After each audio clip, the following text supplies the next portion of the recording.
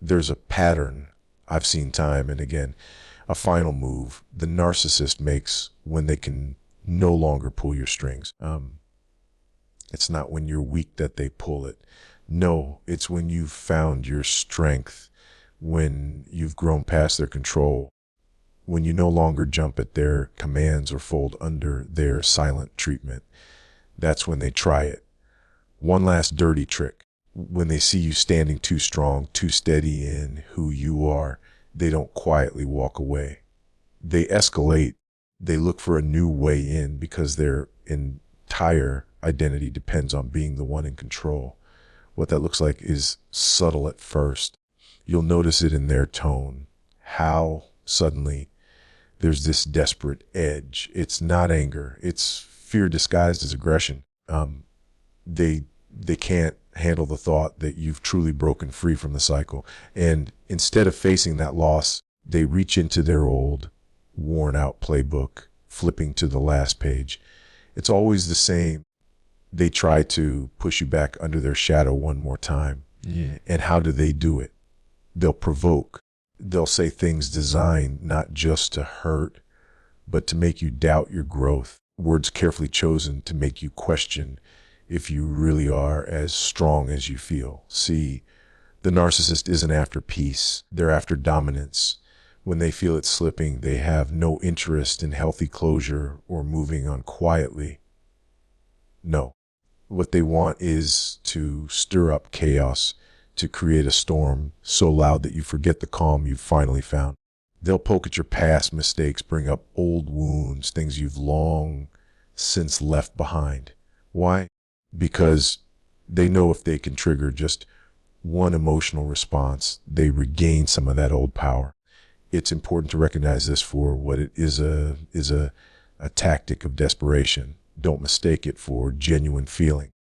That's part of their illusion, making you think just for a moment that maybe they still care. Maybe this means something. It doesn't.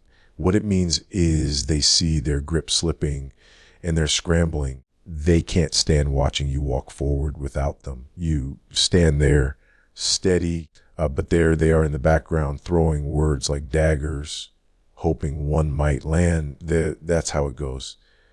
But here's the truth when you're rooted in who you are, when you anchored yourself in something greater than their approval, those daggers fall flat. They clang to the ground harmless because their power depended on you picking them up and wounding yourself.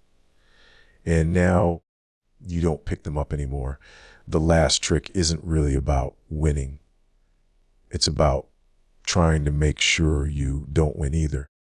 But once you see it, once you understand it, you can choose not to play that game. You stand firm, you keep walking, and you let their final trick fail quietly behind you. Once a narcissist realizes they no longer hold sway over your mind or your heart, they rarely go silent. Instead, they move to something darker, false accusations and deceit. It's not enough for them that you walked away strong. They feel a deep need to control how others see you. When their power over you dies, they try to resurrect it through lies aimed at your character. And it's almost predictable. Mm-hmm. It doesn't come from a place of reason. It comes from that desperate hunger to be seen as the one in the right. That's why you'll suddenly hear things about yourself you know aren't true. People you thought were neutral or uninvolved will start looking at you differently. You'll hear whispers. Did you hear what happened? I thought they were better than that. And it all traces back to the same source, the one who couldn't stand to see you free. The narcissist knows that once their direct influence is gone, they have only one remaining tool, your reputation. They'll say you abandoned them, that you betrayed them, that you were dishonest or disloyal. And they'll do it with such calmness and conviction that people, but why? Because they've been practicing that mask for years. This isn't a mistake on their part. It's calculated. It's their attempt to rewrite the story so that even if you walk away physically, you're You're still trapped in the minds of others as the villain, and they'll often lace their lies with just enough truth to make them believable. That's what makes it so insidious. It's not always wild, obvious slander. Sometimes it's small distortions, twisting details, leaving things out, coloring the picture just enough that people don't notice how much of it is fiction. Now, here's where a lot of people stumble. When those lies start circulating, the instinct is to defend yourself, to run from one person to another saying, that's not true. And here's what really happened. But that's exactly the reaction they're hoping for. Because when you rush around trying to clean up the mess they made, it keeps you stuck in their cycle. You're still moving according to their game plan. And more than that, the narcissist uses your public defense as further evidence. See, look how upset they are. Must be guilty of something. So instead of chasing their lies, you have to hold steady. Truth has a way of revealing itself in time, and character is proven not through frantic explanations, but through consistent, quiet strength. When people see your actions lining up with your words, when they observe that calm in the middle of the storm, it speaks louder than any accusation. The narcissist's smear campaign is loud at first, but it burns out when there's no fuel. In the end, false accusations are just noise, and noise can't shake what's firmly rooted in truth. You stand in that truth, not in their version of the story. When a narcissist realizes they can no longer control you directly, they often move to something colder, more hidden. They start working through the people around you. It's not about there, and it's not enough for them to lose control over just you. They don't want you finding strength in others either. So they begin a quiet, deliberate campaign to isolate you. And they don't always do it loudly or obviously. No, they'll approach it in a way that looks innocent to everyone else, but you know exactly what's happening. They start planting little seeds of doubt. Conversations that used to flow easily between you and those close to you suddenly feel strained. Friends start pulling back. Family members become quieter. You can't quite put your finger on it at first, but something shifts. And that shift, more often than not, comes from the narcissist whispering in the background, I'm just concerned about them. They'll say, I don't know if you've noticed, but they've changed. Those words may seem small, but spoken in the right moment, they plant a question in someone's mind that wasn't there before. The narcissist knows how to shape people's perceptions without it looking like manipulation. They know how to come off as caring, as if they're simply looking out for others, when really it's about control. If they can't have you under their thumb, they want to make sure you don't have anyone standing beside you while you walk free. They'd rather see you standing alone. Question yourself than standing with a circle of support. What makes this so painful is that it often happens quietly. You might not even see it coming. One day, a friend doesn't return a call. Another day, someone looks at you with a little more suspicion than usual, and you realize the story of you has been rewritten behind closed doors. The narcissist doesn't need to come to you directly anymore. They let others carry their message. Now, for some, that can be a breaking point. Isolation is hard. It wears on a person. But this is where real strength shows itself. You don't let it turn you bitter or resentful. You don't spend your time chasing after people trying to explain your side. If someone believes a whisper over what they've seen in you over the years, that's not a relationship rooted in truth. And there's no reason to mourn the loss of something that wasn't real to begin with. You stand in that. You hold your peace even when it feels like people are turning away, because real character, real faith isn't proven when everyone's clapping for you It's proven when you walk alone. And here's what always happens in the long run. The same people who turned away because of those quiet lies often come back around when they see the truth for themselves. Lies can only stand for so long before they fall under the weight of consistency. You don't fight isolation with noise. You fight it by being steady, faithful, unshaken. One of the strangest things happens right about the time a narcissist feels their control slipping for good. When they see that you are too steady, too grounded, too strong to be manipulated anymore. They don't just lash out. They flip the entire story. They make themselves the victim. That's their next move. When they can no longer wear the crown of power, they try to wear the crown of pity, and they don't do it halfway. They fully commit to that role.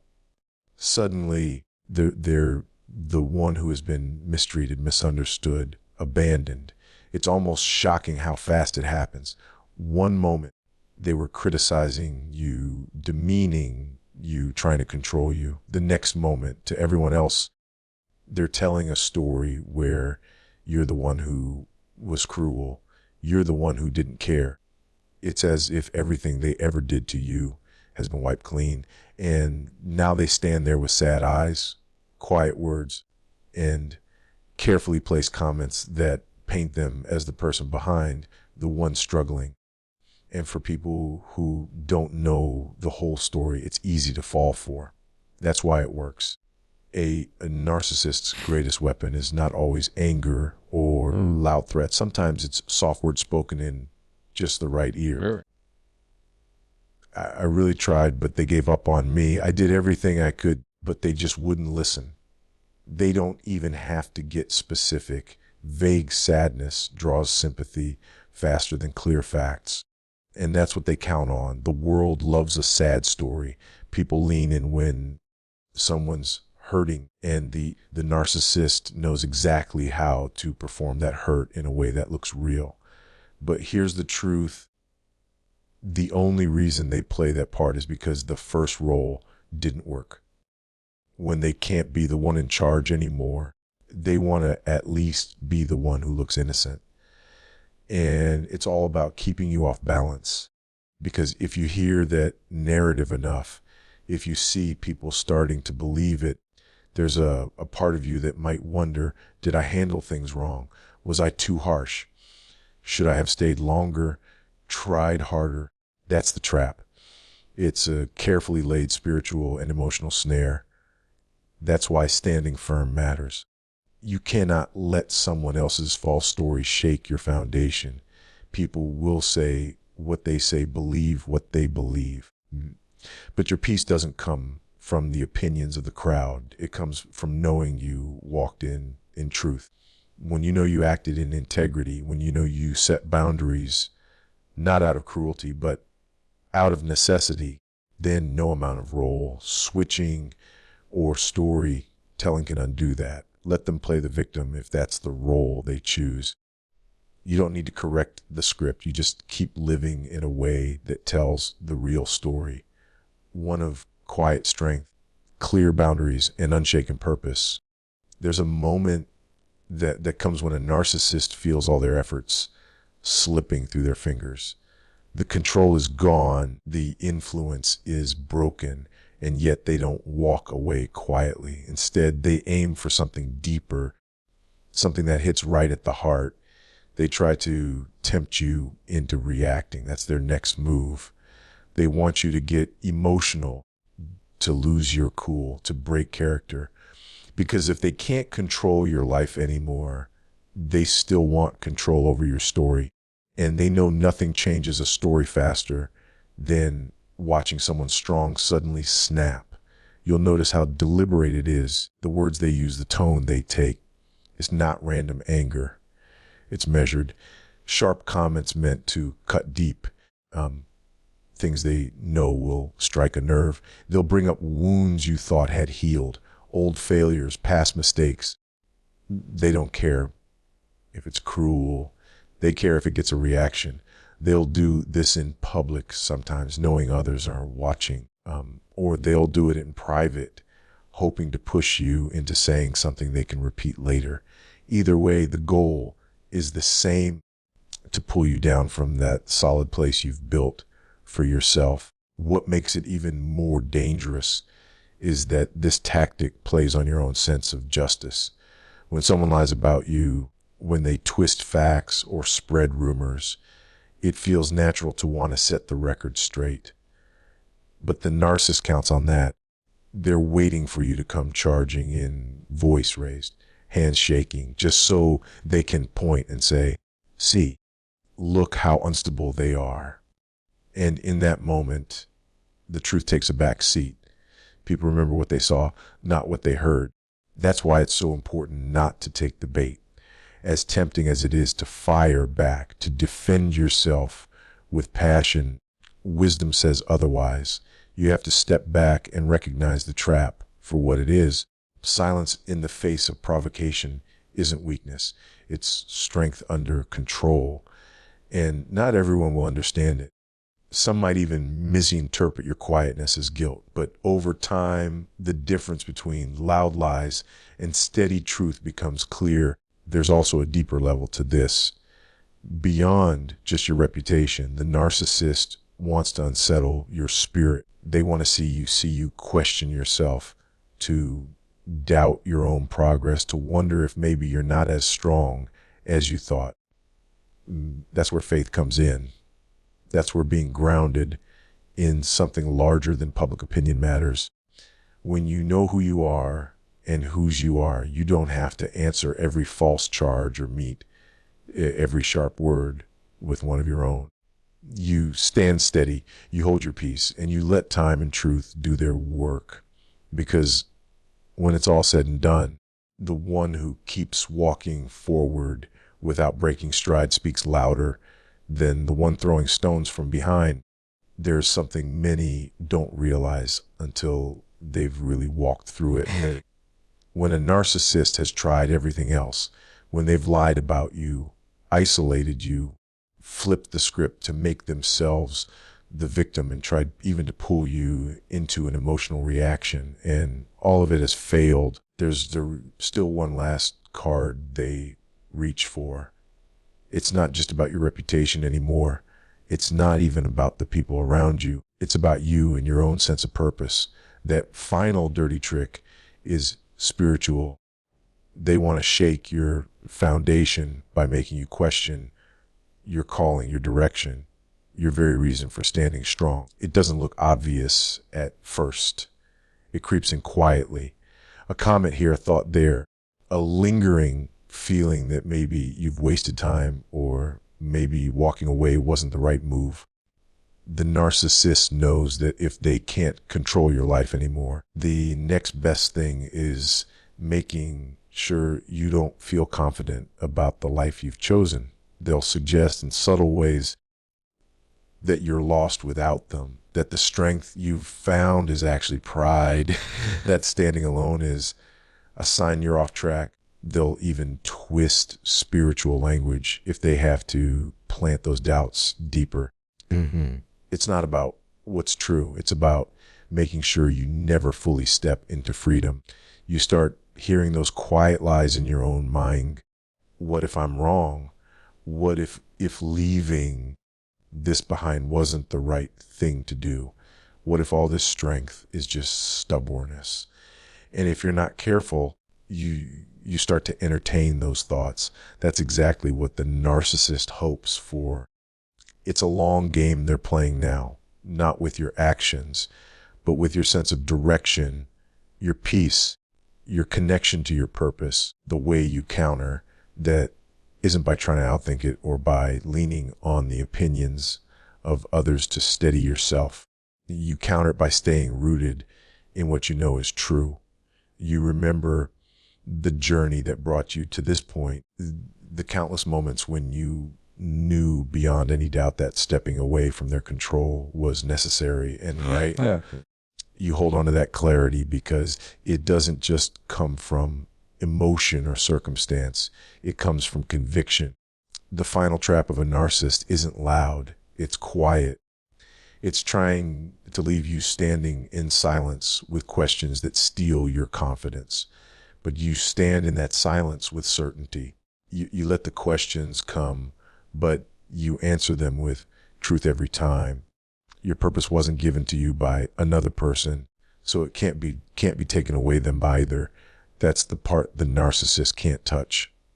Not really. They can try to throw shadows across it, but shadows don't erase light. And when that final trick fails, when you stay steady and clear in your purpose, you've truly walked free, not just from them, but into who you were meant to be.